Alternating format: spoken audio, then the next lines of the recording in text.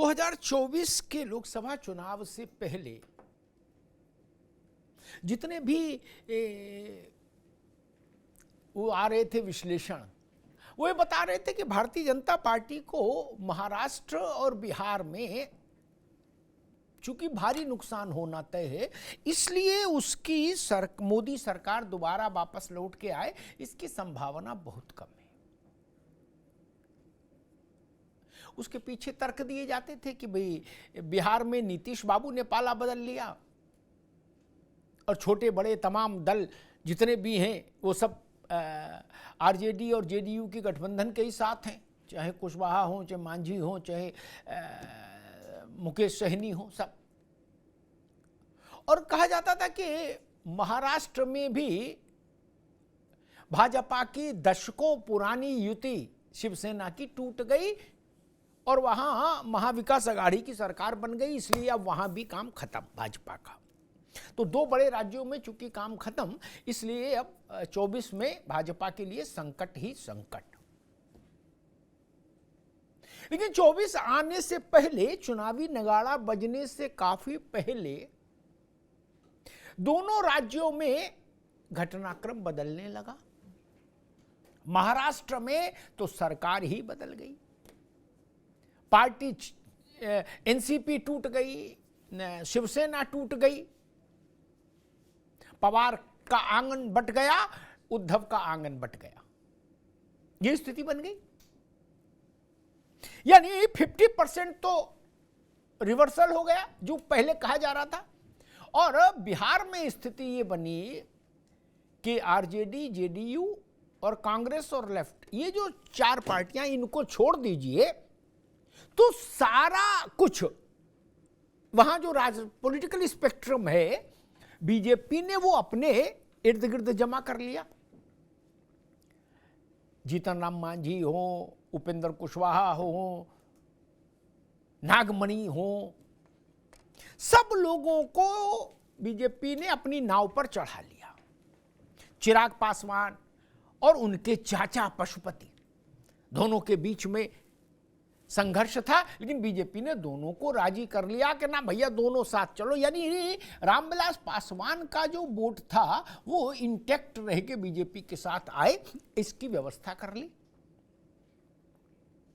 और कल पटना में जो घटना घटी, बीजेपी के मार्च पर जो लाठीचार्ज हुआ और एक बीजेपी के एक जहानाबाद के महामंत्री की मृत्यु हुई, विजय सिंह की, जो परिदृश्य बना और उसके बाद जो हंगामा शुरू हुआ, उस हंगामा ने बीजेपी को बिहार में सड़क पर जागृत कर दिया। सड़क पर भाजपा सक्रिय हो गई। अभी तक ये कहा जाता था कि भाई बीजेपी बिहार में सड़क पर नहीं उतरती, वो सुविधा भोगी पार्टी हो गई, चूंकि लंबे समय से नीतीश के साथ सरकार में रही है। कल लाठीचार्ज हो गया, हंगामा हो गया और उसके बाद प्रदेश भर में भाजपा सड़क पर उतरी है।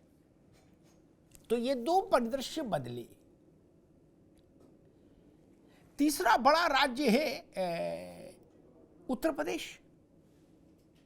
उत्तर प्रदेश में भारतीय जनता पार्टी कुछ इसलिए भी मुतमईन है क्योंकि 19 में समाजवादी पार्टी और बसपा का अलायंस भाजपा सफलतापूर्वक झेल चुकी है, सफलतापूर्वक झेल चुकी है। इसलिए उत्तर प्रदेश को लेकर उसको लगता है अब चिंता करने की जरूरत नहीं। अभी 22 में वो 38 साल बाद उत्तर प्रदेश में योगी सरकार वापसी की है, उसने, योगी सरकार ने। तो क्या ऐसा माना जाए कि 24 के लिए जो सबसे बड़ा संकट बताए जा रहे थे दो राज्य भाजपा के संदर्भ में, उनमें भाजपा फील गुड की स्थिति में आ गई है और विपक्ष के लिए चुनौती बढ़ गई है? हमारे साथियों ने एक रिपोर्ट तैयार की है इस पर, जरा उस रिपोर्ट को देखिए और उसके बाद फिर मेहमानों से परिचय कराएं, फिर इसको डिकोड करने की कोशिश करेंगे कि बिहार और महाराष्ट्र में जो राजनीतिक जमीन के भीतर कंपन है, उस कंपन का अर्थ क्या है, संदेश क्या है।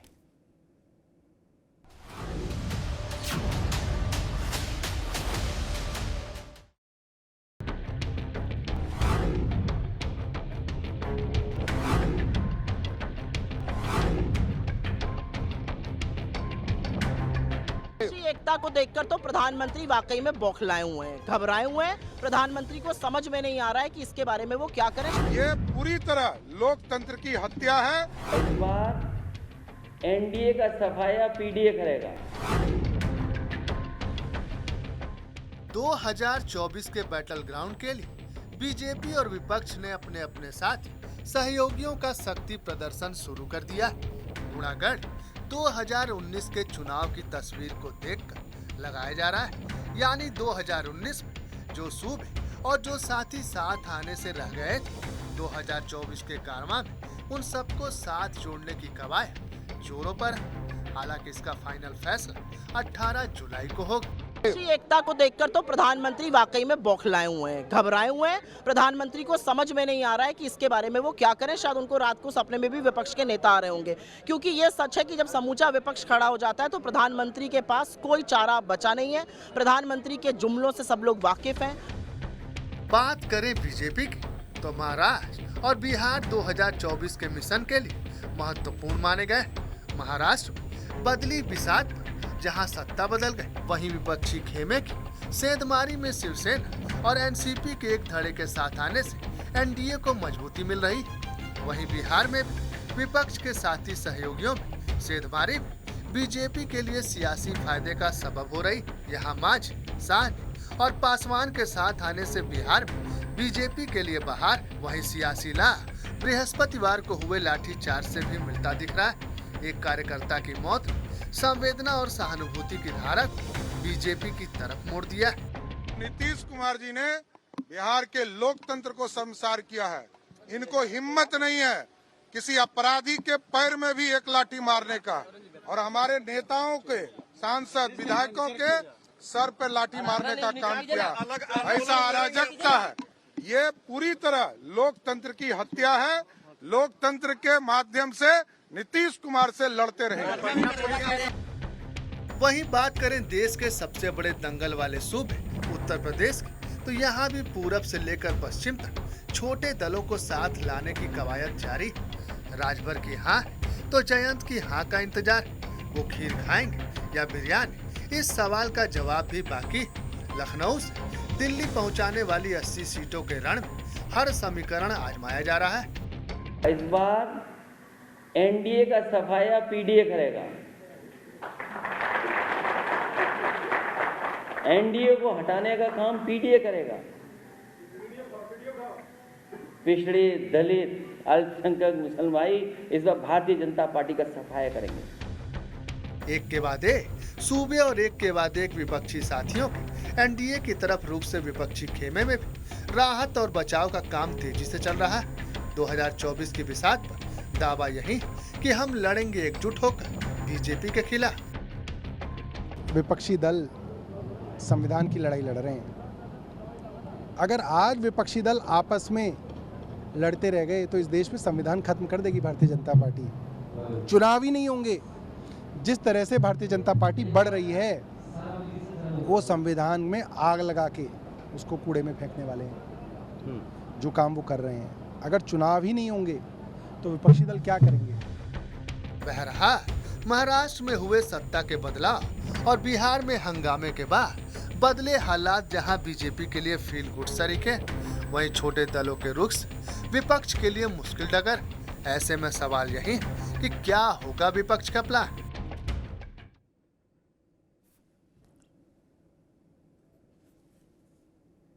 बिहार और महाराष्ट्र में जो कंपन है, राजनीतिक कंपन है, उसको डिकोड करना मुझे लगता बहुत ज़रूरी है, क्योंकि अभी कुछ महीने पहले तक सारी चर्चाएं इसी बात पर केंद्रित थीं कि बिहार और महाराष्ट्र में भाजपा कमज़ोर है, विपक्ष मजबूत है, इसलिए भाजपा के लिए 24 में दिक्कत होगी। अब परिस्थितियां कुछ बदली दिख रही हैं, तो वो कितनी बदली हैं और जितनी बदली हैं उनका अर्थ क्या है, ये समझना बहुत जरूरी है। मेहमानों साहब का परिचय करा दें। ओपी सिंह साहब हैं, प्रवक्ता भारतीय जनता पार्टी, ओपी सिंह साहब का स्वागत है। मुन्ना खान साहब हैं, प्रवक्ता कांग्रेस, मुन्ना खान साहब का बहुत स्वागत है। दीपक रंजन जी हैं, समाजवादी पार्टी के प्रवक्ता, दीपक जी का स्वागत है। ए.के. मिश्रा साहब हैं, political analyst, A K. Mishra ji का स्वागत है। मिश्रा जी, महाराष्ट्र में तो सत्ता ही बदल गई और एक सबसे प्रभावशाली राजनीतिक परिवारों में से एक पवार परिवार, उसका आंगन भी बट गया। पहले शिवसेना बटी, फिर ये बट गया, 2 की जगह 4 हो गए, सरकार भी बदल गई। तो जो कहा जाता था कि भाई महाराष्ट्र और बिहार में भाजपा संकट में है, आधा वहां से कवर महाराष्ट्र का मामला बता दिया, और बिहार में भी ये स्थिति बन गई कि आरसीपी सिंह से लेके उपेंद्र कुशवाहा, जीतन राम मांझी, चिराग पासवान, पशुपति, सब लोगों को बीजेपी ने अपने साथ जोड़ने में सफलता पा ली और सड़क पर भी है। क्या जो नैरेटिव बनाया जा रहा था कि 24 में महाराष्ट्र और बिहार के कारण बीजेपी को सेटबैक लगेगा, उसमें कुछ बदलाव देख रहे हैं आप? जी अमिताभ जी, मैं शुरू से ही बोलता आ रहा हूं और जो मैं पहले बोलता था वही बदलाव मैं देख रहा हूं। देखिए, ये 2024 का जो चुनाव था, ये वाकई में विपक्ष के लिए एक बहुत सुनहरा मौका था अपने आप को रिवाइव करने के लिए, रीस्टैब्लिश करने के लिए, और मन से इन लोगों ने प्लान भी बनाया कि भाई सब लोग एक हो जाओ। लेकिन जो एग्जीक्यूशन पार्ट होता है, इनके अपने बहुत सारी विविधताएं हैं, इतनी विविधताएं हैं कि अपनी अपनी डिमांड को लेकर के ये लोग आपस में ही उलझे पड़े हैं। एक फैक्टर तो ये हो गया जो इंटरनल फैक्टर हो गया, दूसरा फैक्टर ये हो गया इनके जो राइवल पार्टी है वो भी अटैक तो करेंगे ही, पॉलिटिक्स में करते हैं। इसी कारण अब आप महाराष्ट्र में देखिए, महाराष्ट्र में जहां धूल दूसरी दिए हो गए, इनकी सारी शक्ति खत्म हो गई। ये सारी चीजें होने के बाद महाविकास अघाड़ी जो यूनाइटेड थी वो तो खत्म ही हो गई, उसकी सारी तमाम शक्तियां उसकी खत्म हो गई। इसी तरीके से अगर आप बिहार देखेंगे तो इनका जो गढ़ रहा है, चूंकि हर चीज की शुरुआत बिहार से होती है, क्योंकि बिहार में कुछ ऐसे नेता, कुछ ऐसे बुद्धिजीवी बैठे हैं, तो वो अंतिम सेध होगा। अगर ये बिहार में भी कुछ ऐसा हो गया, ये लोग टूट गए, तो फिर समझ लीजिए आगे 10 सालों तक ये लोग सोचेंगे भी नहीं कि विपक्षी एकता बनाई जाए। जी ठीक बात है। मुन्ना खान साहब, महाराष्ट्र और फिर बिहार, विपक्षी एकता का जो एक ताना बाना था या भाजपा को घेरने का एक जो जतन था, उसमें डेंट लगा है इन 2 घटनाओं से? अमिताभ जी, समझने की बात है कि जो महाराष्ट्र में जो घटनाएं घटित हुई, तो वहां 2, 4, 10, 20 एमएलए के जाने से विपक्षी एकता पे कोई भी प्रभाव नहीं पड़ने वाला और विपक्षी एकता नहीं टूट रही, क्योंकि इस बार जो 2024 का संदेश है वो बिल्कुल साफ संदेश है, पीडीए। ये समझ रही है जनता देश की कि किस तरीके से भारतीय जनता पार्टी के शासनकाल में वादा खिलाफी किया गया, कितने वादे थे इनके धरातल पे आज कुछ नहीं दिख रहा। लच्छेदार भाषणों में इन्होंने कई वादे किए, तो विपक्ष को तोड़ करके आप समझ लो कि 2024 का रन जीत ले, ये बहुत ही असंभव है। महाराष्ट्र में आपको सफलता मिली, लेकिन महाराष्ट्र में अब क्या भेद है? अब महाराष्ट्र में टूटा या शरद पवार के द्वारा तोड़ा गया, ये थोड़ा टाइम लगेगा समझने में, थोड़े दिन के बाद समझ में आएगा कि टूटा है या शरद पवार के जी के तोड़ा गया, क्योंकि ईडी सीबीआई का जिस तरीके से डर दिखा रहा है, तो मैं समझता हूँ कहीं ना कहीं ऐसा हुआ होगा कि प्रताड़ित होने के बजाय जहाँ थोड़ा दिन उधर रही हो, बाद में इधर आके हम समझ लेंगे। तो 2024 का चुनाव अभी किसी को नहीं समझ में आ रहा, हमारे देश के प्रधानमंत्री को नहीं समझ में आ रहा। जिस तरीके से बीजेपी के खिलाफ जो विपक्ष का एकजुटता है और जो जनता में इस बार आक्रोश है, जो जनता के साथ झूठ बोला गया, चाहे रोजगार के मसले को, मुन्ना खान साहब एक मिनट ठीक बताइए, ठीक, एक मिनट रुको, एक मिनट भाई, एक मिनट रुको, सबको बहस मिल जाए फिर, अभी नहीं। हम बहस आज इस पर नहीं करने आए कि जनता के मुद्दे, हम बहस करने आए आज पॉलिटिकल अलाइनमेंट, राजनीतिक ध्रुवीकरण, ठीक, उस पर आज चर्चा है। जनता के मुद्दों पर जब चर्चा करेंगे तो उन पर चर्चा करेंगे, गरीबी, महंगाई, बेरोजगारी, ईडी, सीबीआई, सबकी आज चर्चा करेंगे। जीतन राम मांझी, ओम प्रकाश राजभर, शरद पवार, अजीत पवार, बिल्कुल समझ लो सब लोग, ठीक, इन पर चर्चा करने आए हैं। लालू यादव, नीतीश कुमार, व्यक्तियों और पार्टियों पर, ठीक, ईडी सीबीआई पर, बाकी चीजों पर जिस दिन चर्चा करेंगे उस दिन नेताओं का नाम हटाएंगे, तब मुद्दों पर चर्चा करेंगे। आज ये समझने की कोशिश कर रहे हैं। और जो ये बात हो रही है कि 2-4-5 विधायक का मसला नहीं, विधायक काफी ज्यादा गए, सरकारी पलट गए, लेकिन हम मान भी लें कांग्रेस की बात, तो अगर कल शरद पवार देश भर के में सबसे बड़ा चेहरा थे विपक्ष के, तो आज शरद पवार किसी लायक क्यों नहीं बचे? ये कह दें शरद पवार की पार्टी टूटने से कोई फर्क नहीं पड़ता। कल तक शरद पवार मुखिया थे, आज बता रहे हो कि उनकी पार्टी टूटने से कोई फर्क नहीं पड़ता। अब चिल्लर हो गए। तो ये तो तय कर लो कि कब चिल्लर हैं और कब बंधा नोट हैं पवार। खैर दीपक रंजन जी, एक नारा आया पीडीए, अखिलेश जी ने उसका अर्थ बताया पिछड़े, दलित, मुसलमान, अल्पसंख्यक। ठीक, अब सवर्ण पूछ रहे हैं कि भैया फिर इसमें सवर्ण कहां है? मनोज पांडे क्या करेंगे? फिर माता प्रसाद पांडे क्या करेंगे? नहीं, पीडीए घोषित कर दिया, मुन्ना खान ने उस पर मोहर लगा दी, यानी कांग्रेस ने। तो जो देश में सवर्ण मतदाता है वो फिर क्या, मतलब जनेश्वर मिश्रा होते तो वो भी बाहर हो जाते फिर तो पीडीए से। अब तो वो है नहीं, अच्छा ही है नहीं। दीपक रंजन जी, देखिए अमिताभ भाई, शायद आपने उनको होर्डिंग में नहीं देखा कि होर्डिंग में एक सम्मानित जगह उनको दी गई है होर्डिंग में। अरे होर्डिंग ने, मैं पूछा पीडीए का मतलब बताया पिछड़े, दलित और अल्पसंख्यक। मैं बता रहा हूँ जी, आपने सवर्णों की बात कही। देखिए पीडीए का एकदम साफ मतलब है, पिछड़े से हमारा मतलब राष्ट्रीय अध्यक्ष जी का, समाजवादी पार्टी का, हम लोग का ये मतलब है कि हर वो पिछड़ा, चाहे वो किसी वर्ग, किसी जाति, किसी समाज से आता हो, चाहे वो सवर्ण हो, चाहे बैकवर्ड हो, चाहे एससी हो, चाहे एसटी हो, जो इस समाज में शिक्षा के क्षेत्र में, महंगाई के क्षेत्र में, बेरोजगारी के क्षेत्र में, पढ़ाई के क्षेत्र में और कमाई के क्षेत्र में, हर क्षेत्र में जो पिछड़ा है वो हमारे लिए पिछड़ा है। अब आप उसका परसेप्शन दूसरे तरीके से लेंगे तो बात दूसरी है। हमारे राष्ट्रीय अध्यक्ष जी ने उसको ट्वीट करके भी कहा था, इस भारतीय जनता पार्टी की सरकार में जो पिछड़े हैं वो हमारे लिए, पीडीए में उनका पिछड़े का फुल फॉर्म, पिछड़े का मतलब हमारे लिए ये है। जी अमिताभ भाई। अच्छा, दलित का मतलब क्या है? और मुसलमान का मतलब भी कुछ और है क्या? ये मुसलमानी है? क्योंकि अखिलेश जी ने मुसलमान नाम लिया, दलित लिया नहीं। दलित में कोई खेल हो तो वो भी अभी बता दो। दलित में कोई नई व्याख्या लाए हो तो अभी बता दो भैया।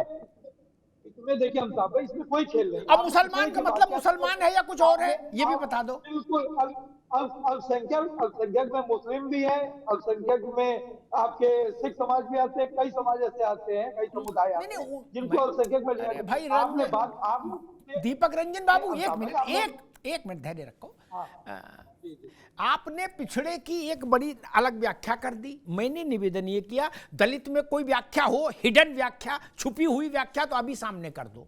मुसलमान में कोई और छुपी व्याख्या हो तो अभी सामने कर दो, बाद में मत खोलना पत्ता, अभी खोल दो। देखिए आपने अमिताभ भाई सवर्ण की बात, अन्य जातियों की बात कही कि पिछड़े, दलित और अल्पसंख्यक। हमने पिछड़े का मतलब ये है कि पिछड़े में जो सरकार में पिछड़े हैं। केवल मैं समझ गया दीपक बाबू, ठीक है। मैं ओपी सिंह जी के पास चलूंगा, लेकिन एक बात कहूं, पीडीए का जो मसला है उसमें समाजवादी पार्टी के हमारे मित्र ने केवल पी की व्याख्या अलग से की है क्या? बाकी उन्होंने कहा बाकी एजिटेट चलेगा, डी और ए उसमें दिक्कत नहीं।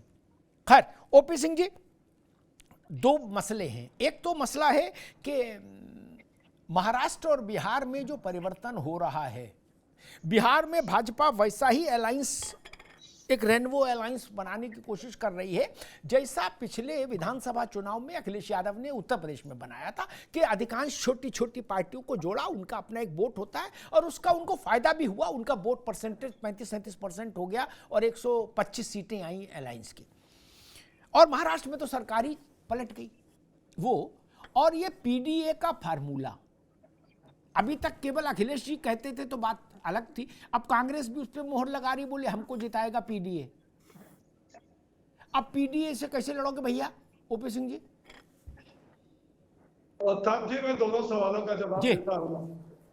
अभी आज मैं टीवी देख रहा था जी, अखिलेश यादव जी का बयान था कि एनडीए को पीडीए हराएगा और उन्होंने साफ शब्दों में कहा पीडीए का मतलब पिछड़ा वर्ग, मुसलमान और दलित, ये तीनों मिलकर के एनडीए को हराएगा। तो ये दीपक रंजन जी जो आपने सवाल घेर दिया, तब उसमें लगे संशोधित करने के पी का मतलब ये। एक बार और नारा लगा था यमुआई की, और जब किरकिरी हुई तो कहा कि नहीं ये यमुआई का मतलब ये नहीं होता कि मुसलमान और यादव।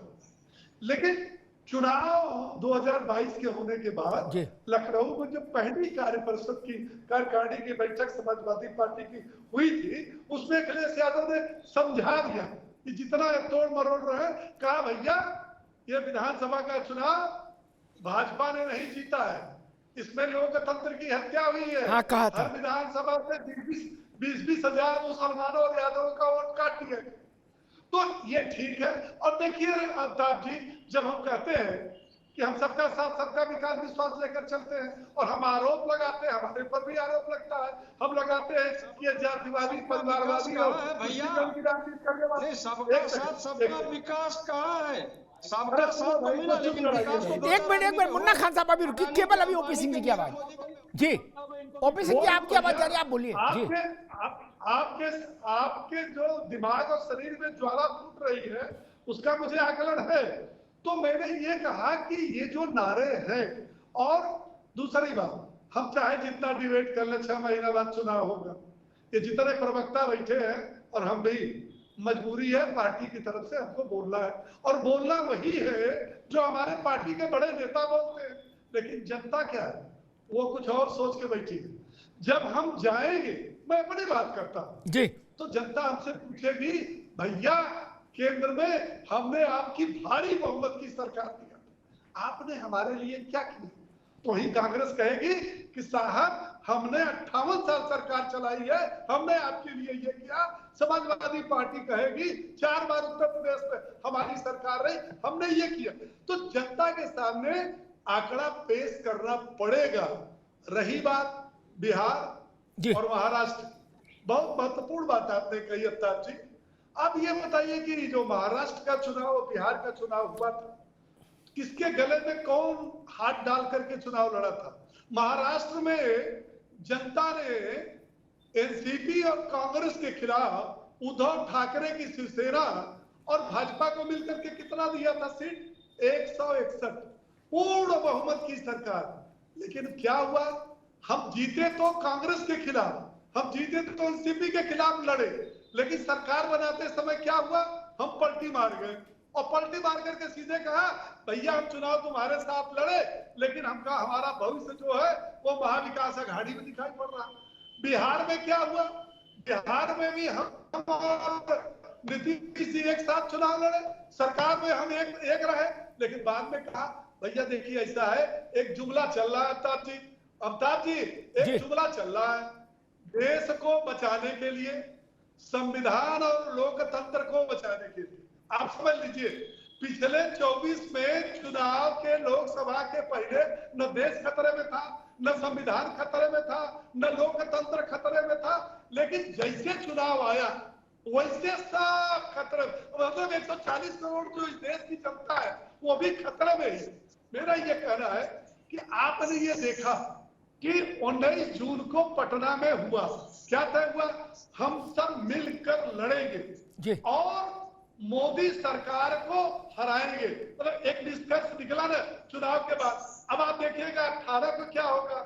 हमारी एकता बनी रहे और मोदी को हटाना है। न इसके पास नेता है, न नेतृत्व है, न नीति है। अरे कौन सी भैया? उत्तर प्रदेश की बात कर लीजिए। उत्तर प्रदेश में हमको 2 पार्टी बता दीजिए। सारी पार्टियां तो उत्तर प्रदेश में है, 2 पार्टी का नाम बता दीजिए। कहिए भैया विपक्षी एकता में ये एक साथ खड़े हैं। अरे जयंत चौधरी और अखिलेश का कब टूट जाए, राजद और जदयू का कब हो जाए, ये सुर्खियों में आ रहा है। अब कहेंगे बीजेपी ने तोड़ दिया। अरे भैया जयंत आप एक साथ हो, हमारी शुभकामनाएं भी लड़ो। और उधर जो है ठीक है, राजद और जदयू मिलकर के आप मोदी को हटाना चाहते हैं, बिल्कुल हटाइए, स्वागत है। लेकिन अगर टूट जाते हो, चचा भतीजा टूट जाते हो, अरे भाई देखिए तोड़ा आजकल वहां जाता है जहां केंद्र में सरकार कमजोर हो, प्रदेश में सरकार कमजोर हो। उत्तर प्रदेश में हमको जनता जनार्दन ने पूर्ण बहुमत के 39 साल के रिकॉर्ड को तोड़, हमको क्या जरूरत है? ठीक है ओपी सिंह जी, अभी रुकना होगा, अभी रुकना होगा जी। ओपी सिंह जी ठीक है, आपकी बात आई, अभी रुकना होगा। मैं एक चीज बड़ी महत्वपूर्ण है, पटना में विपक्षी एकता का महासम्मेलन हुआ नीतीश जी की न्योते पे। मुन्ना खान साहब यानी कांग्रेस से मैं कहूंगा मेरी इस बात को गौर से ध्यान से सुने। उसके बाद पटना के लिट्टी चोखा पची नहीं क्या, तब तक महाराष्ट्र में खेला हो गया। अब फिर बंगलोर में हो रहा है जुटान। मुझे डर है फिर कहीं खेला ना हो जाए भैया। ध्यान रखना, संयोग ठीक नहीं है, सावन का महीना है, और इस बार 2 महीने का सावन है। मुन्ना खान ने बाद में कहना बताया नहीं, मैं बता दे रहा हूं, क्योंकि एक नेता के बारे में कहा जा रहा है, AK मिश्रा साहब आपके पास आऊंगा, कहा जा रहा है कि वो जाएंगे बंगलौर, ठीक है जी, और दूसरी खबर साथ में आ रही वैसे ही जाएंगे जैसे प्रफुल्ल पटेल पटना गए थे विपक्षी एकता करने, क्या, और पटना से लौटे तो महाराष्ट्र में सरकार ही पलट गई, खेल ही मतलब एनसीपी ही डिवाइड हो गई और एनसीपी सरकार में शामिल हो गई। मिश्रा जी, आपके सवाल हो गए पूरे? नहीं आप रुक जाओ भैया। मिश्रा जी, अच्छा, ये स्थिति तो बड़ी विचित्र है, नहीं? अमिताभ जी, स्थिति विचित्र नहीं है, स्थिति अस्तित्व को बचाने वाली है। विपक्ष की तरफ से ठीक है, इनको बुरा लग सकता है, मैं बोलूंगा कि विपक्ष नव सृजन करे कि जो सृजित किया है अभी तक 20-25 सालों में उसको बचाए। एनसीपी का केस आप देखिए, अब शरद पवार जी को चाणक्य बोला जाता था, अगर उनको खेला करना होता, बाजी पलटना होता तो पलट दिए होते। पिछली बार तो 1 दिन 2 दिन में ही उन्होंने खेला कर दिया था। अब बोल रहे हैं हम नई पार्टी फिर से खड़ी कर देंगे। अरे 5 साल 10 साल 20 साल में पार्टियां खड़ी होती हैं। इसके पीछे कारण यह है कि विपक्ष में जितनी भी पार्टियां हैं वो हर तरीके से बहुत कंफ्यूज्ड और कमजोर हैं। अब देखिए, पीडीए का फार्मूला, केवल फार्मूला दे देने से कोई चुनाव तो जीतते नहीं है। आप इतना कंफ्यूज्ड वे में उसका एक्सप्लेनेशन कर रहे हो या उस मैसेज में वो वजन और क्लैरिटी नहीं आ रही है कि जो अपेक्षित रिजल्ट है आपके लिए वो दे पाए। इस मामले में मैं ममता बनर्जी को सही मानूंगा कि वो अपने गढ़ में बैठी हुई है, ना किसी को आने दे रही है, ना किसी को जाने दे रही है। तो अपने आप को जब तक ये मजबूत नहीं करेंगे, दूसरे देखिए यहाँ पे है क्या, एनसीपी शिवसेना के भरोसे है, शिवसेना आरजेडी के भरोसे है, आरजेडी टीएमसी के भरोसे है, टीएमसी जो है उधर साउथ में किसी पार्टी के भरोसे है। अपने भरोसे कोई नहीं है। जब तक अपने भरोसे आप नहीं रहेंगे, एक छोटे ही एरिया में आप इतना दम रखिए कि हाँ इस छोटे एरिया को मैं कंट्रोल कर लूं। पुराने साथी याद आ रहे हैं, फिर ये किसके भरोसे है? आप बंगाल में करिए, किसके भरोसे है? अगर शिवसेना आरजेडी के भरोसे है, आरजेडी जदयू के भरोसे है, तो फिर बीजेपी किसके भरोसे है? ये भी तो बताइए। मीटिंग का क्या 27 दलों के साथ उन्होंने गठबंधन बनाया, आज 6 दल इनके साथ है। ठीक है। अब इन्हें पुराना साथी को वो याद आ रहा है, तो फिर बीजेपी किसके साथ है? नहीं, ये चाटुकारिता वाली बात न करें, चाटुकारिता वाली बात नहीं।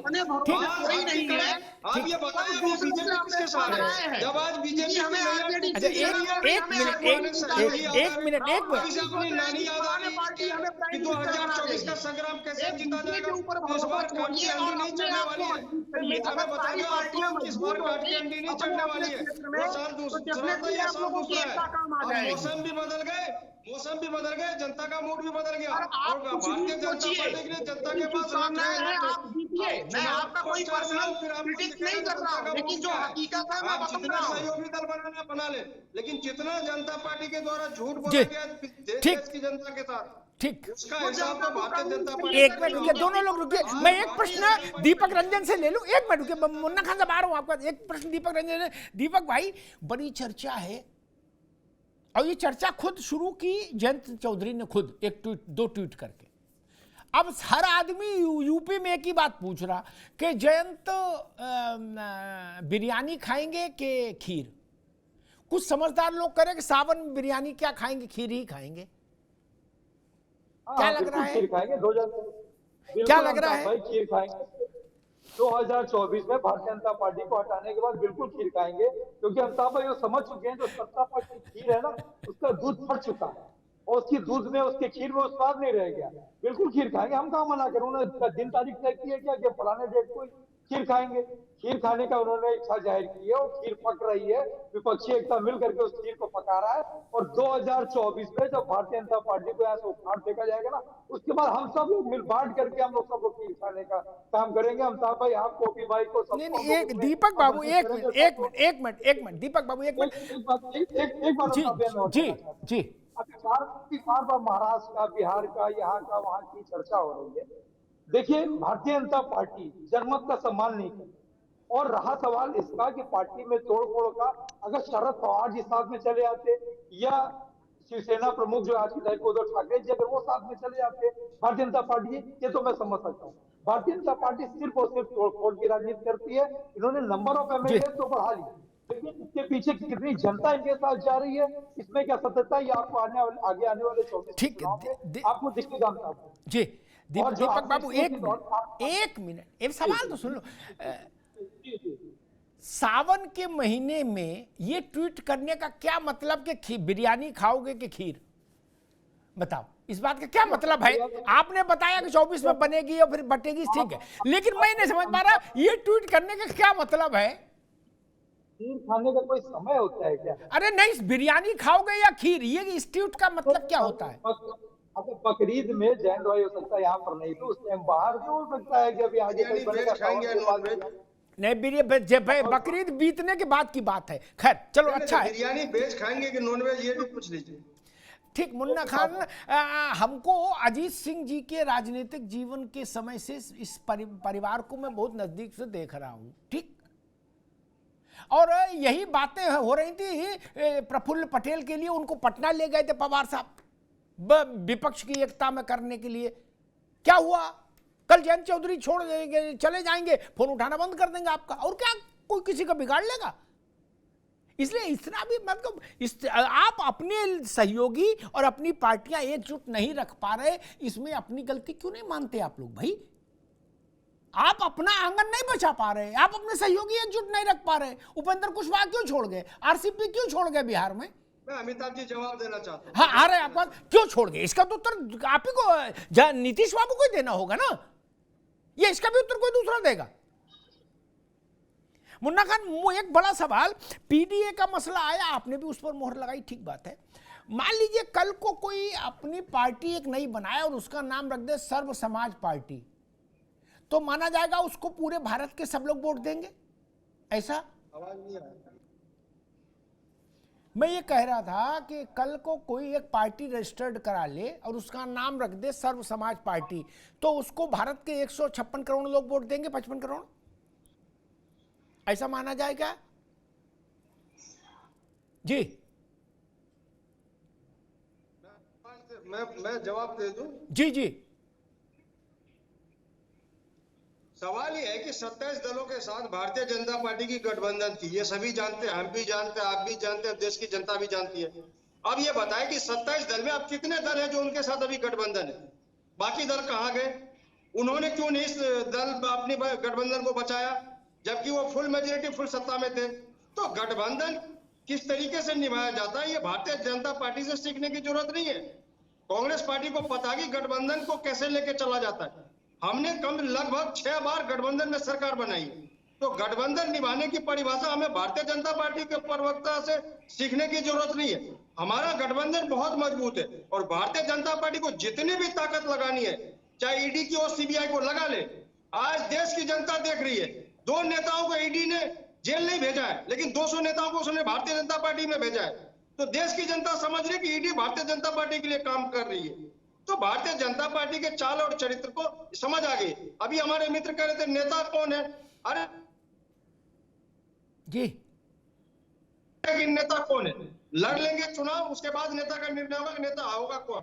हमारे गठबंधन में कोई फूट नहीं है, बिल्कुल विचार विमर्श के साथ निर्णय लिया जाएगा और एक को विश्वास में लेकर के लिया जाएगा। जब तक हम अच्छे गठबंधन का निर्माण नहीं करेंगे तो मैं समझता हूँ अच्छे देश का निर्माण नहीं हो सकता। हमारे गठबंधन में कोई फूट नहीं है। 2-4-10 एमएलए तोड़ने से भारतीय जनता पार्टी अपना पीठ, ठीक है मुन्ना खान, ठीक है जी, ठीक है, हमें 2024 के चुनाव को मद्देनजर देखते बिल्कुल मद्देनजर रखिए, ठीक है। अभी रुकना होगा, मैं ओपी सिंह के पास चलूंगा, लेकिन एक बात कहूं कि इंदिरा जी की मृत्यु के बाद जो चुनाव हुआ, जो उनकी शहादत पर चुनाव था, सहानुभूति पर चुनाव था, उसके बाद से अगर मैं सही स्मरण कर पा रहा हूं, शायद कांग्रेस कभी अपने बहुमत की सरकार नहीं बना पाई। फिर उसको बहुमत नहीं मिला, वो शायद आखिरी बहुमत था जो इंदिरा जी की मृत्यु के बाद शोक लहर के कारण मिला था। उसके बाद से सरकारें बनी, नरसिंह राव की बनी और लोगों की बनी, लेकिन वो सरकारें या तो जोड़ तोड़ की थी या समर्थन की थी। मनमोहन सिंह जी ने 10 साल शासन चलाया, बहुमत की सरकार 272 कांग्रेस के पास नहीं थे। इस बात को भी समझना होगा। खैर, ओपी सिंह जी, कांग्रेस कह रही है कि भाई आपके पास 27 सहयोगी दल थे, आपके सहयोगी दल भी भाग गए जबकि आपके पास सरकार है। जी, मैंने देखा था पटना में जो 18 दलों की महागठबंधन की जो बैठक हुई, जिसमें लिट्टी चोखा खाया गया, 7 ऐसी पार्टियां थी कि मिला दीजिए तो एक सांसद थे। हमारा ये कहने का मतलब है कि मेरी तो व्यक्तिगत शुभकामना है अवतार जी, मेरी व्यक्तिगत शुभकामना है कि जितनी विपक्षी पार्टियां लिट्टी चोखा पटना बैठाई है वो पूरी सब्जी खा और जी भर के भाजपा को कोसे और ये 2024 में पूरी तमन्ना के साथ भारतीय जनता पार्टी से ये लड़, क्योंकि देहात में 2 कहावत बड़ी मशहूर है। एक कहावत है बानर घुड़की और एक है मुंगरी लाल का सपना। दोनों को सुप्रीम कोर्ट रोक नहीं सकती। हम चाहे जिसको बानर घुड़की दे दे और बैठे बैठे देख ले क्या प्रधानमंत्री बनेंगे। अरे भाई, आप जाओगे, हम बैठे हैं चैनल पर, तो हम तो कह रहे हैं ना कि भाई 2014 में इस प्रदेश की जनता ने 80 में 73 सीटें दी और 2019 में इस प्रदेश की जनता ने हमको 64 सीटें दी। तो ये मुन्ना खां भी बोलेंगे कि भाई हमारी भी एक पुश्तैनी 80 में जनता ने बचाई है। तो ये जो कांग्रेस का जो सफाई कहेगी कि देखिए हमारा पूरा परिवार जो है मेरठ में वो बहन मायावती के चरणों में गिर गया था तो हम 5 पाए थे, 2 हमसे खिसक गई, रामपुर और बचे 3। आपके सपने से कांग्रेस मुक्त भारत, लेकिन सारे कांग्रेस के नेता भारतीय जनता पार्टी में गए। अब ये नहीं समझ में आ रहा कि कांग्रेस युक्त भारत हुई या भाजपा युक्त कांग्रेस हुई। अभी सवाल का जवाब दीजिए, अभी सवाल का जवाब दीजिए। ईडी सीबीआई का डर दिखा करके, ईडी सीबीआई का भय दिखा करके जो जितने नेता कांग्रेस से भारतीय जनता पार्टी में गए, अब ये बताइए कांग्रेस मुक्त भारत हुई या भारतीय जनता पार्टी कांग्रेस युक्त हो गई? ये बता रहा हूँ, सुनिए, बता रहे, जवाब दे रहे हैं। सुनो मुन्ना खान साहब, सुनो जी, सुनिए। पहले कल का एक प्रमुख समाचार सुन लीजिए। कांग्रेस के अति वरिष्ठ नेता कल्कि पीठाधीश्वर आचार्य प्रमोद कृष्णन ने कहा है, बयान छपा बड़े मोटे में, उसी में आपका जवाब है कि नरेंद्र मोदी बहुत ताकतवर नेता है, उसको चुनौती राहुल गांधी नहीं दे सकते। उसको अगर कोई दे सकता है तो प्रियंका वाड्रा देगी। ये हमने नहीं करवाया, जयंत चौधरी और इन्होंने मिलकर खीर खाया। अब जयंत चौधरी करेंगे राजस्थान में गहलोत की सरकार को हम समर्थन देंगे और कांग्रेस के बिना चुनाव लड़ना अपराध है। तो भाई हमने ना सपा का तैयार किया, आप अपने घर की पाकिस्तान की आप सवालों के जवाब, आपसे सवाल किया गया कि आपके 27 सहयोगी आपसे क्यों टूटे जबकि प्रेजेंट में आपकी सरकार है, तो आप इसको सवाल पे जवाब नहीं दोगे। कभी राजस्थान की बात करोगे, कभी पाकिस्तान की, कभी शमशान की, कभी कब्रिस्तान की। सवालों के जवाब तो आपको देना नहीं है, जो आपको पता है कि आपके चरित्र की वजह से आपके सहयोगी टूटे, आप इसमें बोल नहीं पाओगे। ठीक, अभी केवल ओपी सिंह जी की आवाज। जी जी, इनके सीने में अवतार जी बहुत ही आग लगी है। ये बात चल रही कि अपनी पुश्तैनी एक सीट रायबरेली बचा ले। भैया सुनो, हम बैसाखी के सहारे नहीं हैं, बैसाखी का सम्मान करते हैं, लेकिन जब उत्तर प्रदेश में बैसाखी के सहारे हैं। ठीक है, एक मिनट, दोनों आ रहे दीपक भाई आ रहे हैं। ठीक है, ओपी सिंह जी आप भी रुकिए, मुन्ना खान साहब आप भी रुकिए, दोनों लोग रुकिए। दीपक जी, उत्तर प्रदेश में सबसे बड़ा गठबंधन अगर कोई हो सकता है तो वो 19 में हो लिया, उससे बड़ा कोई गठबंधन नहीं। ठीक, सपा बसपा, उससे बड़ा कोई गठबंधन है ही नहीं, और आरएलडी भी थी उसके साथ। तब 64 सीट या 63 सीट भाजपा ने जीती, 5 आपके हाथ आई, जिसमें 2 आप हार गए बाई इलेक्शंस में, 3 आपके पास, 10 बहन जी के पास। कांग्रेस तो राहुल गांधी चुनाव हार गए, तो छोड़ो, फिर तो उनकी तो क्या बात करें। तो जब सबसे बड़े गठबंधन यानी तुरुप का इक्का चला, तब जो रिजल्ट आया, अब उससे ज्यादा रिजल्ट की उम्मीद तो फिर 24 में नहीं हो सकती। अभी तो बहन जी और आपका गठबंधन है नहीं इस बार, जब गठबंधन था तब 15। तो उत्तर प्रदेश में किस आधार पर आप उम्मीद कर रहे हो कि चमत्कार होगा? देखिए अमिताभ भाई, आपकी बात का जवाब देने से पहले मैं ओम प्रकाश जी हमारे बड़े भाई हैं, भारतीय जनता पार्टी के सम्मानित प्रवक्ता हैं। अभी ये गठबंधन में किस दल के कितने सांसद थे? 4 ऐसे पार्टियां, AIADMK इनका अलायंस में है कि नहीं है? RPIA इनके अलायंस में है कि नहीं है? AGP इनके अलायंस में है कि नहीं है? PMK इनके अलायंस में है? नहीं, अलायंस में किसी को कहां दिक्कत है? सब लोग सबसे अलायंस करो, कोई सवाल नहीं। मसला ये है उत्तर प्रदेश में आप ऐसा क्या परिवर्तन पा रहे हैं जो सपा बसपा के गठबंधन से न होने के बाद भी रिजल्ट देगा? जी, बड़े अच्छे से सारी बातों को कहते हैं, लेकिन अभी जब ओम प्रकाश भाई इस बात बोल रहे थे तब क्या आपने इनको टोकने का काम किया कि 7 दल ऐसे थे जिनके एक भी सांसद नहीं है? तो वही सवाल मैं इनसे पूछ रहा हूँ कि AIADMK इनकी गठबंधन में है या नहीं है?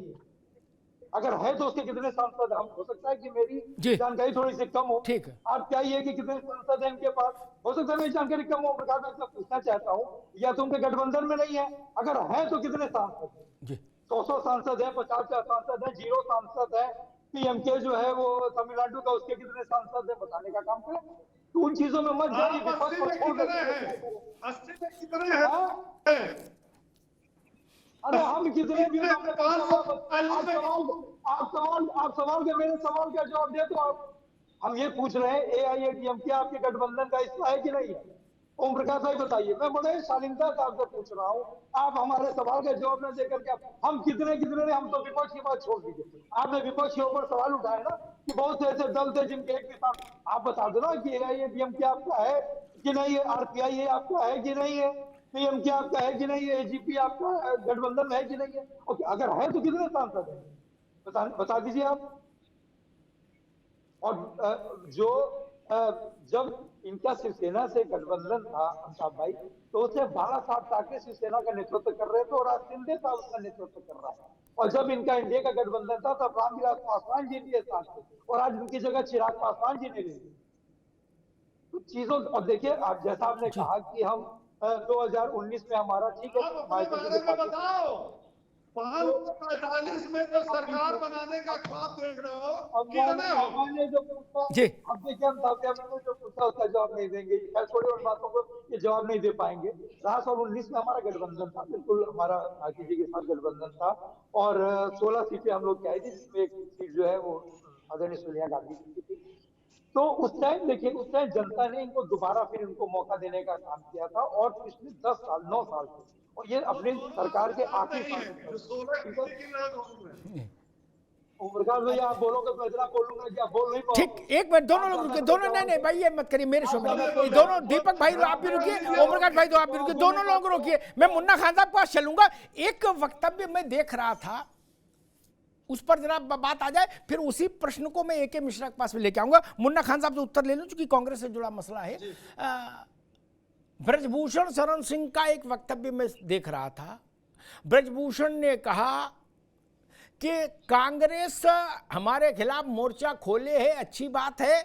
मैं प्रियंका जी से कहूंगा वो आए और हमारे खिलाफ चुनाव लड़के अजमा ले अपनी ताकत पार्टी।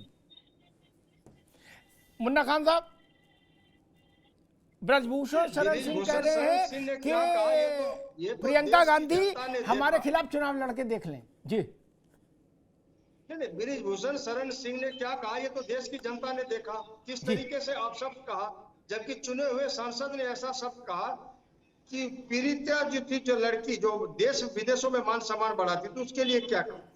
ये देखने वाली बात है, क्या हुआ, कहाँ हुआ, कैसे हुआ, क्या क्या हुआ, ये एक शब्द है। दूसरी तुलना वो बात हमारे राष्ट्रीय नेता प्रियंका गांधी जी के लिए कह रही है, तो मैं समझ रहा हूँ उसे अभी जन्म लेने पड़ेंगे उसके बराबरी में आने की। उसका इतना बड़ा तो चुनाव लड़ेंगे फिर उनके खिलाफ, उसको हरा दीजिए। नहीं मुन्ना खान, हरा दीजिए उनको। नहीं है प्रियंका गांधी जो ब्रजभूषण शरण सिंह के कहने पर चुनाव में लड़े, उनको चुनाव कहाँ से लड़ रहे हैं वो निर्णय लेगी, वो फैसला करेगी। पहली बात तो वो चुनाव लड़ नहीं रही, लेकिन चुनाव कहाँ से लड़ेगी वो उनका निर्णय का काम है। वो इतने बड़े नेता नहीं होंगे जो चैलेंज करेंगे। ठीक, मैंने सिर्फ ये निवेदन सवाल किया, ये है, ठीक है, वो आप चुनाव का पार्टी समय- फैसला साहब- करेगी, ठीक बात। मैं एक बार रुक जाओ, आप रुक जाओ, मैं यही सवाल लेके के मिश्रा के पास आऊंगा। मेरा कहने, ब्रजभूषण के खिलाफ मुकदमा है, वो जेल जाएंगे, बेल पे आएंगे, वो जाने, उनका काम जाने, ठीक, जैसा करनी वैसी भरनी। लेकिन अगर ब्रजभूषण जैसे आदमी ने भी प्रियंका जी जैसी बड़ी नेता को चैलेंज कर दिया मिश्रा जी, तो चैलेंज स्वीकार करके लड़की हूं, लड़ सकती हूं का नारा सार्थक कर देना चाहिए। ब्रजभूषण शरण सिंह को चुनाव के मैदान में धूल चटा दीजिए। नहीं, देखिए क्या दिक्कत है? अमिताभ जी, पूरे देश में मैसेज जाएगा कि नारी के सम्मान में प्रियंका जी मैदान में। नहीं, मैसेज जाएगा ना कि नहीं? नहीं, बिल्कुल जाएगा मैसेज जी। इसके पहले सेशन में मैंने यही बात बोली थी जब हमारी आपकी परिचर्चा हो रही थी कि भाई आप जहां हैं राज्य स्तर पे या आपके एमपी एमएलए अपनी जगह मजबूत हो जाइए। मैं बोलता हूं ठीक है, अगर बृजभूषण सिंह और प्रियंका गांधी एक ही जगह से चुनाव लड़े, हारे जीते कोई भी हो, लेकिन एक आदमी का कॉन्फिडेंस तो दिखता है। वो इतना कॉन्फिडेंट तो है कि हाँ भाई मेरी कॉन्स्टिट्यूएंसी, मेरी पार्लियामेंट्री एक तरीके से उनके कहने के हिसाब से जी मेरे कब्जे में है। ये कॉन्फिडेंस मैं विपक्ष में देखना चाहता हूं, ये कॉन्फिडेंस कहीं पे भी नहीं है। रही बात बीजेपी और एलाइज, एक मंत्र दे देता हूं विपक्ष को, राज की बात। इस वक्त बीजेपी एकदम जो वो रामायण वाला बाली था ना, उसके रोल में आ गया है। जो सामने जाएगा आधी शक्ति वो खत्म कर लेता है, खींच लेता है। शिवसेना सामने आई, आधी शक्ति बीजेपी ने खींच ली। एनसीपी सामने आई, आधी शक्ति खींच ली। यूपी में शिवपाल अखिलेश यादव आए, आधी शक्ति खींच ली। भाई इस प्रॉब्लम का, इस समस्या का कोई समाधान कर लीजिए। अपने आप मजबूत हो जाएंगे तो आपके जो प्रतिद्वंदी हैं वो अपने आप कमजोर हो जाएंगे। फोकस उस पे करिए। मेरी शुभकामनाएं सारी पार्टियों को है भाई, आप 500 में से 500 सीटें जीते, हमें उसमें ऑब्जेक्शन नहीं है। लेकिन इतना कमजोर, मैं बोलता हूं आपकी प्लानिंग बहुत अच्छी है, जनता के लिए बड़ी लुभावनी भी है, और मैं ये भी बोलता हूं जनता भी चाहती है, लेकिन आप एग्जीक्यूशन कर नहीं पाओगे। अभी प्लान बना नहीं है। सारे कैंडिडेट को एक्टिवेट करना, सीटों का बंटवारा, प्रचार करना, जन जन तक जाना, ये आसान काम है। जब तक आप लोग इसको डिसाइड करोगे तब तक तो पता चला चुनाव होकर के इलेक्शन कमीशन ने रिजल्ट भी दे दिया, तो फिर आप 2029 के लिए जो है प्रचार शुरू कर देंगे। थोड़ी गंभीरता से लीजिए, चुनाव 5 साल में एक बार आता है सर। जी, ठीक बात है। दीपक रंजन जी, उत्तर प्रदेश को अगर हम सामने रखें तो फिर हम वहीं पर आते हैं कि ऐसी क्या चीज आपको उत्प्रेरित करती है या आत्मविश्वास आप में भरती है कि भाई 19 के मुकाबले या 14 के मुकाबले अब ये परिवर्तन उत्तर प्रदेश की राजनीति में आ गया, इसलिए इस बार 24 में हमारी संभावना बेहतर बनेगी। मुझे 3 बिंदु बताइए जिसमें आपको लगता हो कि ये परिवर्तन आ गया, इसलिए अब 24 में समाजवादी पार्टी को अच्छी उपलब्धि उत्तर प्रदेश में हासिल होगी। देखिए अमिताभ भाई, आपने शुरू में ही कहा था कि भारतीय जनता पार्टी के जहाज पे सारे दल के लोग सवार होते हैं, और इतिहास का अमिताभ भाई टूटता हमेशा बड़ा जहाज। कभी आपने स्टीमर को, नाव को कभी आपने टूटते नहीं सुना होगा, पलटते जरूर है वो। तो आज ये अपने नाव और जहाज जितना ज्यादा ये बड़ा करते जा रहा है, और पिछले 9 साल से जो इनकी एंटी इनकम्बेंसी है, हम लोग जनता के बीच में जाते हैं, हम लोग जनता से वाद विवाद करते हैं, पूछते हैं, बात करते हैं। और देखिए ऐसी बहुत सी चीजें हैं जो मैं जाना नहीं चाहता, क्योंकि आपने क्वेश्चन की और चीज पे पूछा, आपने कहा कि उन चीजों पे, महंगाई पे, सब चीजों पे बात में की जाएगी, किस और दिन चर्चा होगी। मणिपुर पे भी चर्चा बाद में हो जाएगी, जब प्रधानमंत्री जी चर्चा करने को तैयार नहीं तो हम आपको होते चर्चा करने वाले ना, आपके पास हो जाए। तो एंटी इनकम्बेंसी आज की तारीख में बहुत ज्यादा भारतीय जनता पार्टी को लेकर, और मैं बार बार ये कहता हूँ कि जो ये विपक्ष ने जो पिच तैयार की है ना, एनडीए के लोग उस पर खेलना चाहते हैं, लेकिन शायद ये गलतफहमी में है। एनडीए की हर एक गेम पे पीडीए वाले जो है बाउंड्री से बाहर करने के लिए तैयार बैठो, हर एक गेम को बाउंड्री से बाहर पीडीए करने का काम। ठीक दीपक भाई। मुन्ना खान साहब, एक सवाल आपके लिए मेरे जहन में ये आता है, लगभग सभी विपक्षी दल और कांग्रेस ज्यादा इस बात का एक लगातार रिटोरिक चलता है कि भाई सीबीआई, ईडी, इनकम टैक्स से डराते हैं ये लोग, बीजेपी वाले, है ना? ऐसा हर आदमी कहता है, राहुल गांधी से लेके और नीचे तक। मैं इसके पलट एक बात कहता हूं, वही मेरा सवाल होगा। डरे हुए लोग, कोई किसी को तभी डराता जब वो डरता है। ठीक, अगर हम डरने से इनकार कर दे तो हमें कोई क्या डराएगा? डरे हुए लोग राजनीति क्यों करें? उनको छोड़ के समोसे की दुकान नहीं खोल लेनी चाहिए, चाय का ढाबा? राजनीति क्यों करना चाहते हैं? डरते भी हैं, प्राण भी सूखता है, गला भी सूखता है, कबूतर जैसी जान है, और कहते हैं हमको मुख्यमंत्री प्रधानमंत्री भी बनना है। क्यों? अरे भाई दूसरा काम करो, प्रॉपर्टी डीलिंग करो। नहीं, डरने वाले लोग राजनीति क्यों करना चाहते हैं? मुन्ना खान साहब। अमिताभ जी, बहुत अच्छा सवाल है, बहुत ही बेहतरीन। मैं इस पे जवाब देना चाहता हूँ जी। मैं आपको पहले भी बताया कि ईडी ने 2 नेताओं को जेल नहीं भेजा, लेकिन 200 नेताओं को जरूर भारतीय जनता पार्टी में भेज दिया। और दूसरा सवाल है कि 2014 के बाद 5430 केस रजिस्टर्ड हुए ईडी के द्वारा, जिसमें 10 भारतीय जनता पार्टी के नेताओं के नाम नहीं है। वो सारे झूठे, सारे फ्रॉड केस रचे गए, तो अदालत से छूट जाएंगे। डरने वाले राजनीति क्यों करना चाहते हैं? मेरा निवेदन इतना है, जब आप डरते भी हो और राजनीति भी करना चाहते हो, छोड़ो ना राजनीति, सुरक्षित जीवन जियो। जी, जवाब पूरी कर जी। डरता कोई नहीं है। अच्छा, जो पनिशमेंट जो ईडी सीबीआई के द्वारा झूठे लांछन लगा करके जो दी जाती है नेताओं को, तो डरता कोई नहीं है। सवाल ये है कि आपने 5430 रजिस्टर्ड। मैं आवाज कट रही मुन्ना खान आपकी। मसला ही नहीं, आप एक तरफ ये भी कह रहे हो ये ईडी सीबीआई हमको डराते हैं, दूसरी तरफ कह रहे हम डरते नहीं। ये क्या बात हुई? डरा ही नहीं। 5430 केस रजिस्टर्ड हुए अमिताभ जी, जिसमें आप बताइए 10 भारतीय जनता पार्टी के नेताओं का नाम नहीं है। क्या ईडी शुभेंदु अधिकारी का नाम पता नहीं उसे? हेमंत बी शर्मा का नाम पता नहीं? रेड्डी ब्रदर्स का नाम पता नहीं? बेलाडी ब्रदर्स का नाम पता नहीं? येदुरप्पा का नाम पता नहीं? जेके स्वामी का नाम पता नहीं? सबके नाम भैया एक बार रुक जा मुन्ना खान, ठीक है। मैंने प्रश्न ये नहीं पूछा, मैंने प्रश्न पूछा कोई पार्टी, एक बार रुको मुन्ना खान की आवाज रुकी अभी, कोई पार्टी हो जो डरे वो राजनीति क्यों करे? मेरा प्रश्न ये है लाख टके का। जिसको डर लगता है चाय की, समोसे की, गन्ने के रस की, कोई ठेली लगा लो यार, क्यों राजनीति करना चाहते हो? डॉक्टर ने बताया राजनीति करो। भगत सिंह भी बन रहे हो, कबूतर जैसी जान है, क्यों डर रहे हो फिर? और डर रहे हो तो घर बैठो, फिर राजनीति छोड़ो। बार बार एक ही रोना मत रो कि हमको वो डरा रहे हैं। अरे आप क्यों राजनीति कर रहे हो? छोड़ो फिर राजनीति। ये तो वैसी बात हो गई कि अंग्रेजों के समय में भारत के लोग कहते अंग्रेज हमको डरा रहे हैं। अरे तो घर बैठो यार, लड़ाई में मत शामिल हो। लड़ाई भी लड़नी, चुनाव भी लड़ना है, राजनीति भी करनी है और डर भी रहे, दोनों बातें एक साथ नहीं चलाइए ना। जनता को निर्भीक प्रतिनिधि चाहिए।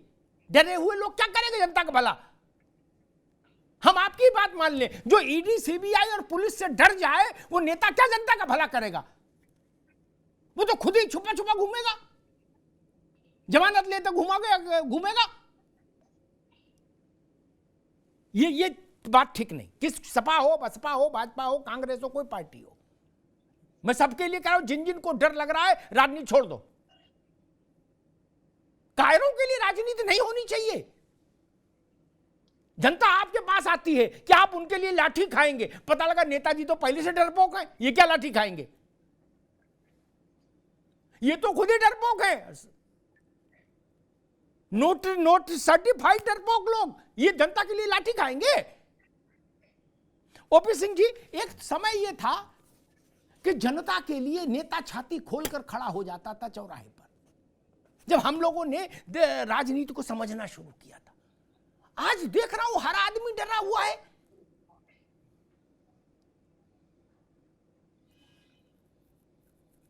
ये ठीक है, आप पर आरोप है, लेकिन कल को सत्ता बदलेगी तो आप इन पर आरोप लगाओगे कि ये डरा रहे हैं। मसला वो है कि नेता डर क्यों रहे हैं, और जो डर रहे हैं वो राजनीति क्यों कर रहे हैं। मेरा लाख टके का सवाल ये।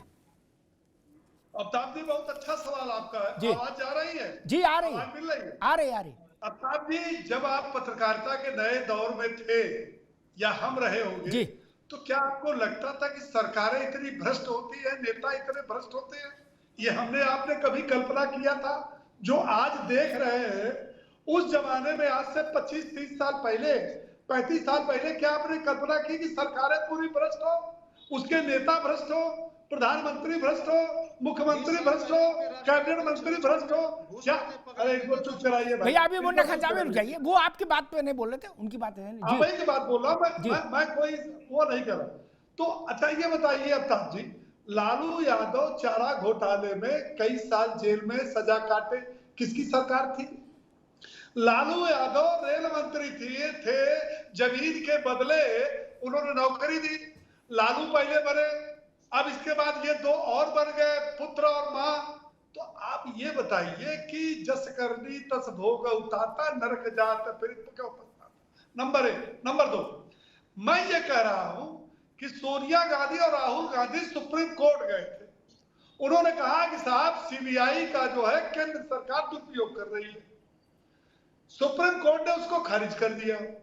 आप हमको एक उदाहरण बताइए, जितने नेताओं के खिलाफ चार्जशीट गई है सीबीआई द्वारा, उसमें एक नेता को नाम बताइए जो कोर्ट से साफ सुथरा एकदम धवल वस्त्र के साथ सीना ठोकते हुए बाहर निकले और कहे देखो मैं बेईमान नहीं था, मैं बहुत साफ सुथरा था, इस सीबीआई वालों ने हमको झूठा फंसा दिया। ये है ना? कोई एक नेता का देश में नाम बताइए जिस पर सीबीआई ने उनके खिलाफ चार्जशीट दाखिल की हो और कोर्ट से उनको फैसला दे। देखिए, ये न देश खतरे में है, न संविधान खतरे में है, न तो लोकतंत्र खतरे में, लेकिन एक चीज है, और वो खतरा है विपक्षी पार्टी के जो कुनबे हैं उनके अस्तित्व का खतरा है, उनकी सीटों का खतरा है। और उसी डर से ये इनकी भी ज्यादा। आप बताइए ना, लालू कांग्रेस, शिवसेना कांग्रेस, टीएमसी कांग्रेस, अखिलेश कांग्रेस, अरे किसी का तो कोई गुण और वो नक्षत्र मिला होगा? नहीं मिला ना। आज एक जगह है, मैंने तो पहले डिबेट शुरू हुआ तो कहा मेरी शुभकामना है व्यक्तिगत, ये सारे राजनीतिक दल एक साथ मिलकर के वो बीजेपी का मुकाबला करें। लेकिन अब एक बात, मोहल्ले में अगर कोई चोर है तो पूरा मोहल्ला ठीक है, एक सवाल, लेकिन मेरा भी एक सवाल है। उत्तर प्रदेश से समाजवादी पार्टी से कौन लड़ेगा? अखिलेश का नाम भी आ रहा है, शिवपाल का भी आ रहा है, डिम्पल का भी आ रहा है, धर्मेंद्र का भी नाम आ रहा है, कांग्रेस से भी नाम आ रहा है, राहुल गांधी का नाम आ रहा है, सोनिया गांधी का नाम आ रहा है, प्रियंका वाड्रा का नाम आ रहा है, और एक नया नाम जो है रॉबर्ट वाड्रा का भी आ रहा है। प्रदेश की जनता तो इसीलिए देश की बैठी है ना, भैया आओ आओ, विरासत में जो गद्दी पाए हो, माँ बेटा बेटी पत्नी बहू भाई चाचा भतीजा सब एक साथ। ठीक, ओम प्रकाश जी अभी रोकूंगा, अभी समय कम है। ओपी सिंह जी रोकूंगा जी, ठीक जी, ओपी सिंह जी अभी रुकना होगा। AK मिश्रा जी, एक लास्ट प्रश्न है छोटा सा, पार्टी पॉलिटिक्स नहीं, एक मिनट, पार्टी पॉलिटिक्स से हटके है। पहले हम लोग जब पत्रकारिता करने आए थे तो हम लोग देखते थे कि गरीब आदमी नेता के पास जाता था, वो विपक्ष का हो पक्ष का हो उससे फर्क नहीं पड़ता, कहता था भाई हमारे साथ पुलिस ने जाती की आप थाने चलो। उसको लगता था नेता बहादुर है, सामर्थ्यवान है, निर्भय है, डरता नहीं है, इसलिए हमारे लिए लड़ सकता है। आज मैं देख रहा हूं सामान्य जनता से भी ज्यादा कायर नेता हो गए, जिसको देखो वो फूट फूट के रो रहा, कर हमको डराते हैं ये लोग रात में, नहीं जैसे छोटे बच्चे रोते हैं रात में, कहते हमको डर लग रहा है, खिड़की खुली है, खिड़की के पीछे भूत है। नहीं, अजब तमाशा देश भर में बन रहा है कि ईडी वाले डर आ रहे, कोई रो रहा करे कोने में, उस कोने में ईडी वाला रो रहा स्यापा, उस कोने में सीबीआई के लिए कोई रो रहा, उस कोने में कोई इनकम टैक्स के मारे फूट फूट के रो रहा। जनता का पर करूं सिंगार, जनता किसको नेता माने? जो खुद इतने डरे हुए लोग हैं, ये जनता के लिए क्या लाठी खाएंगे? मिश्रा जी, जो अपने आप को न बचा पाए वो जनता को, प्रदेश को और देश को क्या बचाएगा? ये समस्या का समाधान भी इन्हीं लोगों के बीच में है। आप याद करिए, आपने तो वो दिन देखे होंगे, हम लोगों ने नहीं देखे होंगे, जेपी आंदोलन जब चला था तो क्या जेपी आंदोलन को डर नहीं था? ईडी, पुलिस, सीबीआई ये सारे संस्थान तो तब भी होते थे। बात ईमानदारी की होती है, बात होती है गट फीलिंग की। क्यों नहीं जेपी के ऊपर छापा पड़ा और ब्लैक मनी या कोई ऐसे अपराध के उनके ऊपर एलिगेशन लगे या प्रूफ मिले? और आज की राजनीति में भी जो आदमी खड़ा है, 24 कैरेट हीरा है, सोना है, उसको ईडी और सीबीआई से कोई डर नहीं है। डर उन्हीं लोगों को है जो कहीं ना कहीं खुद कमजोर है, कुछ गलत किया हुआ है, कहीं ना कहीं उनके प्रूफ अवेलेबल है। तो जब मन से आप हारे हुए हो, आप खुद पता है कि आप गलत हो और आपका राइवल इतना मजबूत हो, तो आप कैसे लड़ेंगे? बहुत बड़ा बलिदान चाहिए असली नेता बनने के लिए, जो आप लोग उम्मीद कर रहे हैं। उसके लिए बहुत बड़ा जनेश्वर मिश्रा शायद ऐसे थे समाजवादी पार्टी में, लोहिया जी, इन सब की बात करिए, या उधर से अटल बिहारी वाजपेयी, या कोई बहुत कद्दावर जिगरा चाहिए, बहुत ऑनेस्ट अप्रोच चाहिए। इन लोगों ने अपने लिए एक झोले के सिवा कभी इनको आपने सूटकेस में नहीं देखा होगा, और यहाँ तो सूटकेस के साथ शायद उसके अंदर 2-2 हजार रुपए, 500 रुपए के नोट भी भरे हो। तो दो में से एक ही चीज कर लीजिए सर। ठीक ठीक, 1 घंटे बहस चली रोज की तरह, और फिर भी झाँव झाँव के अलावा कोई बहुत तक तो नहीं समझ में आता। जहां से बात खत्म हो रही, मैं वहीं से एक बात कहूंगा। देश की रहनुमाई, जनता का प्रतिनिधित्व तो वही नेता कर सकते हैं, दीपक भाई, मुन्ना खान साहब, ओपी सिंह साहब, जो निर्भय हो। डरपोक व्यक्ति देश का, समाज का नेतृत्व नहीं कर सकता। जॉर्ज फर्नांडिस के खिलाफ डायनामाइट का कांड लगा था। वो जानते थे कि अगर सरकार नहीं बदली तो जीवन जेल में कट जाएगा, हो सकता फांसी हो जाए, लेकिन लड़े ना। इसलिए हमको गर्व होता है उन पर। लोकनायक का जिक्र किया मिश्रा जी ने। मर्सिडीज में चलने वाले लोग, निजी जहाजों में ऑटो की तरह उनका इस्तेमाल करने वाले नेता, आप नहीं लड़ पाएंगे। लिख लीजिए मेरी बात। आप टीवी में तो शूट कर सकते हैं, सड़क पर नहीं। सड़क और टीवी में अंतर है मित्र। परिवार जैसे होता है ना, उसमें जो पिता है उसको सब लोग, परिवार के जितने भी अन्य लोग हैं, वो मानकर चलते हैं कि हमारे ऊपर संकट आएगा तो पिता लड़ेगा। ठीक, पता लगे पिता कोने में छुप गया स्टोर में जाके और रो रहा कर, हमको डर लग रहा, उस परिवार का क्या होगा? देश के कई राजनीतिक दलों के सामने यही संकट है।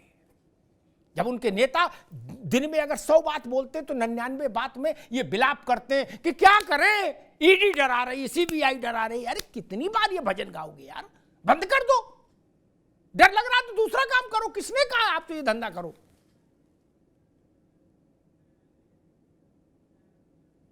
भारतीय जनता पार्टी जहां सरकार में नहीं है, जिन राज्यों में, सब जगह तो है नहीं, वहां जगह वो डर के मारे राजनीति नहीं कर रही। क्या कर रही है ना?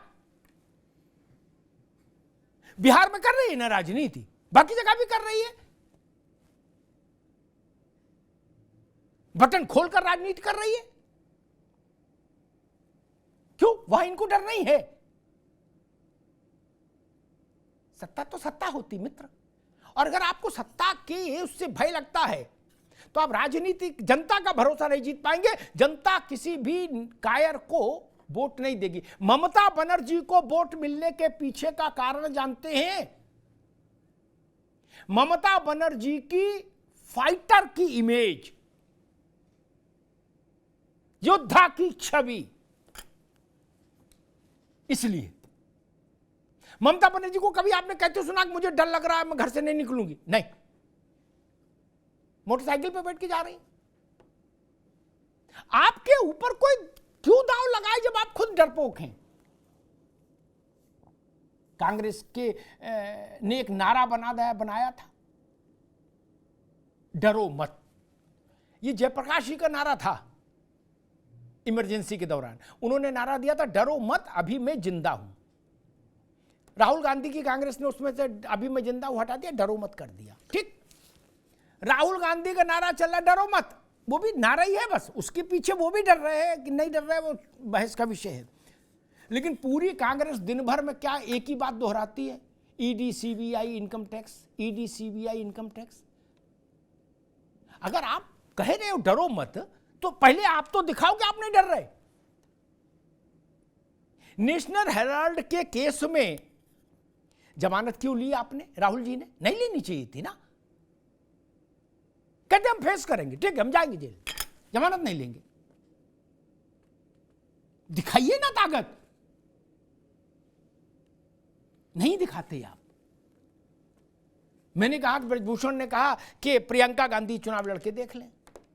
कांग्रेस ने कहा ब्रजभूषण को 100 जन्म लेने पड़ेंगे, प्रियंका जी इतनी बड़ी नेता है। अरे हम करें ब्रजभूषण से 1000 गुना बड़ी नेता आप मानो उनको, हमें दिक्कत नहीं उस पर। कोई भी ब्रजभूषण के समर्थक ब्रजभूषण को नेता माने, कांग्रेस के लोग प्रियंका जी को, मुझे क्या दिक्कत। लेकिन मैं कह रहा हूं लड़की हूं, लड़ सकती हूं, लड़के ब्रजभूषण को पराजित कर दीजिए, इतिहास में नाम आ जाएगा कि भाई महिलाओं के सम्मान के लिए प्रियंका जी ने चुनौती स्वीकार की। लेकिन लड़िए तो, क्या लड़ेंगे? नहीं, क्यों नहीं लड़े? जो लड़ नहीं सकते अपने लिए, अपनी पार्टी के लिए, अपने कार्यकर्ता के लिए, उन पर देश कैसे भरोसा करे जनता कि वो जनता के लिए लड़ेंगे? सारा क्रक्स यही है, सारा मूल तत्व यही है। आप लड़ते दिखिए तो जनता भी भरोसा करेगी कि हमारे दुख सुख के लिए भाई लड़ेंगे ये नेताजी। डरपोक नेतृत्व को कौन स्वीकार करेगा भाई, और क्यों करेगा? महाराष्ट्र और बिहार दो की चर्चा मैंने इसलिए की क्योंकि इन्हीं दो राज्यों का नाम लेके 6 महीने पहले जो नैरेटिव सेट किया जा रहा था, वो कहा जा रहा था कि महाराष्ट्र और बिहार में, चूंकि महाराष्ट्र में उद्धव अलग हो गए, बिहार में नीतीश अलग हो गए भाजपा से, इसलिए भाजपा खत्म हो गई। तो इसलिए मैंने जब समझने की कोशिश की कि अब वहां जब रिवर्सल हो गया, तब अगर उद्धव के अलग होने से भाजपा तबाह होनी थी, तो उद्धव की पार्टी टूट जाने और शरद पवार की पार्टी टूट जाने से भाजपा गुलजार भी हो गई होगी। फिर तो एक ही ना पैमाना रहेगा। इसलिए ये बड़ा महत्वपूर्ण है, जब भी कोई बात बोलिए। अगर तब शरद पवार बड़े नेता थे और आप कह रहे थे वो संयोजक होंगे विपक्ष के, तो अब आप कह रहे हो 10-20 एमएलए से क्या फर्क पड़ता है, एनसीपी से कोई फर्क नहीं पड़ता। नहीं भाई, एनसीपी कल आप उनको चाणक्य बता रहे थे, आज कह रहे हो कोई फर्क नहीं पड़ता। जयंत चौधरी का मसला भी है। क्या इस बात से दीपक भाई कोई इनकार कर सकता है कि आरएलडी को अपने पूरे जीवन काल में अजीत सिंह जी से लेके और आज तक, लोकदल था तब से लेके और आज तक, सबसे बड़ी चुनावी सफलता लोकसभा में तब मिली जब भाजपा के साथ खड़े हुए 2009? क्या अन्यथा स्थिति ये रही 19 में अजीत सिंह जी हार गए थे चुनाव, पता है ना। 2019 में मायावती से अलायंस था, सपा से अलायंस था, उसके बावजूद चुनाव हार गए थे स्वर्गीय अजीत सिंह। क्या ये बात जयंत चौधरी को नहीं समझ आ रही? उनको भी समझ में आ रही भैया, सबको अपना भविष्य दिखता है। इसलिए वो कह रहे हैं कि खीर खाओगे कि बिरयानी। हर आदमी चाहता है कि हाथ में हल्दी लग जाए। राजनीति में कौन इसलिए आया है कि हम जीवन भर सन्यासी रहेंगे? नहीं ना, उनको भी लोकसभा चाहिए, उनको भी अपनी पार्टी का विस्तार चाहिए। मैं नहीं कह रहा वो कहां जाएंगे, लेकिन हाँ, हवा में बातें तो तैरी रही हैं और उन बातों का महत्व है। मूल बिंदु ये कि, और जो बात ओम प्रकाश सिंह ने कही ये भी ठीक है, ऐसे नेताओं की एक सूची जारी की जानी चाहिए जो कांग्रेस बताती कि इतने मुकदमे ईडी ने दर्ज किए। मैं कहता हूं उसके अलावा उसके साथ एक सूची ऐसी जारी करिए कि भाई ये 500 मुकदमे ईडी ने दर्ज किए, उसमें 450 कोर्ट से बरी हो गए। ऐसी सूची है क्या किसी के पास? अगर है तो जारी करिए। क्या छूटा कोई? नहीं। नवाब मलिक छूटे नहीं, सत्येंद्र जैन छूटे नहीं, मनीष सिसोदिया छूटे नहीं, लालू यादव छूटे नहीं। फिर झूठे केस कैसे कह रहे हो? जो लोग जेल में बंद हैं, जमानत नहीं हो रही है, दोष सिद्ध हो चुका जिन पर, उनको आप झूठे केस कैसे कह दोगे? कुछ अंदर है, कुछ अंदर जाने की तैयारी में है, तू चल मैं आया। जो लोग न्यायपालिका से पाक साफ हो जाए, उनको छाती ठोकने का अधिकार होना चाहिए कि देखो ईडी सीबीआई का फंदा मेरे गले में डालने की कोशिश की, लेकिन मैं पाक साफ था और मैं न्यायपालिका से छूट कर आ गया। साल भर हो रहा है मित्र, जमानत नहीं हो रही, मामले इतने गंभीर हैं, हजारों हजार करोड़ के मसले हैं, कैसे भरोसा कर लेगा कोई देश में? हाँ, ये बात अलग है कि आपको इस बात की तकलीफ है कि भाई नेता उन नेताओं को सुरक्षा कवच क्यों नहीं दिया जा रहा है इस तरह की जांचों से? तो मैं कहूंगा किसी पार्टी को किसी दूसरी पार्टी को सुरक्षा कवच नहीं देना चाहिए। जहां गैर भाजपा दलों की सरकारें हैं राज्यों में, मैं उनसे भी कहूंगा भाजपा के लोगों का कोई भ्रष्टाचार आपको मिले, आप भी निष्ठुरता के साथ कार्रवाई करिए ना, जनता आपके साथ खड़ी होगी, लेकिन करिए तो। ये मत कहिए भाजपा की सरकारों से कि आप हमारे खिलाफ कार्रवाई मत करो। जिसने जनता का धन हड़पा उसको जेल जाना ही चाहिए, पार्टी कोई हो। धन्यवाद।